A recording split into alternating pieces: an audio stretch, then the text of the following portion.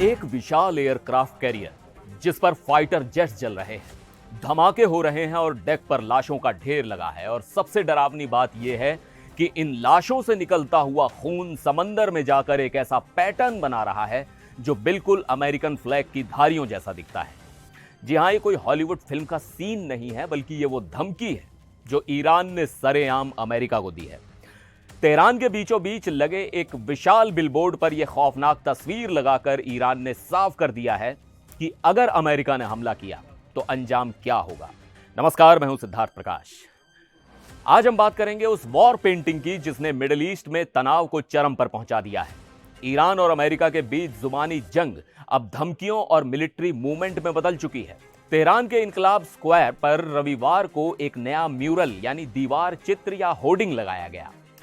इस तस्वीर के साथ एक बहुत ही सख्त मैसेज लिखा है, अगर तुम हवा बोओगे तो तुम्हें तूफान काटना पड़ेगा। यानी आसान भाषा में कहें तो ईरान अमेरिका से कह रहा है कि अगर तुमने चिंगारी भड़काई तो हम आग लगा देंगे। यह धमकी ऐसे वक्त में आई है जब अमेरिकी aircraft carrier USS Abraham Lincoln और उसके साथ कई जंगी जहाज इस रीजन की तरफ बढ़ रहे हैं। प्रेसिडेंट डोनाल्ड ट्रंप ने साफ कहा है कि ये जहाजी बेड़े जस्ट इन केस यानी एहतियातन भेजे जा रहे हैं ताकि अगर उन्हें एक्शन लेना पड़ा तो वो तैयार रहें। ट्रंप का कहना है कि हमारे पास एक विशाल बेड़ा है और शायद हमें इसका इस्तेमाल ना करना पड़े, लेकिन तैयारी पूरी है। उधर यूएस सेंट्रल कमांड ने भी कंफर्म किया है कि उनके F-15E strike eagle fighter jets अब मिडिल ईस्ट में मौजूद हैं, जो किसी भी वक्त एक्शन के लिए तैयार हैं। यहां तक कि ब्रिटेन ने भी अपने टाइफून फाइटर जेट्स कतर में तैनात कर दिए। दूसरी तरफ ईरान भी पीछे हटने को तैयार नहीं है। ईरान की पैरामिलिट्री रेवोल्यूशनरी गार्ड के कमांडर ने शनिवार को ही चेतावनी दी थी कि उनकी फोर्स पहले से कहीं ज्यादा तैयार है और उनकी उंगली ट्रिगर पर है। जो बिलबोर्ड लगाया गया है वो उसी जगह है जहां सरकारी रैलियां होती हैं।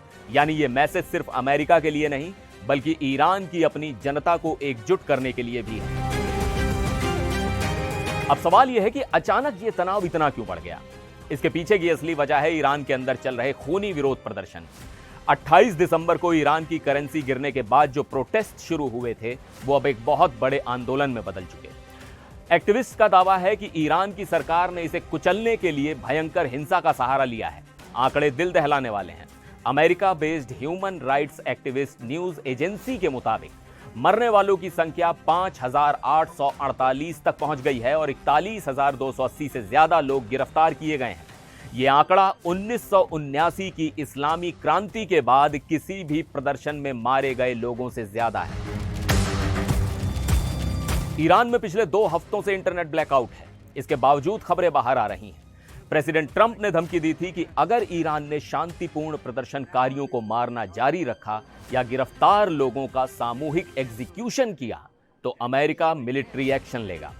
ट्रंप ने तो यहां तक कह दिया कि अगर अब हमला हुआ तो वो पिछले साल हुए हमलों से कहीं ज्यादा बड़ा होगा।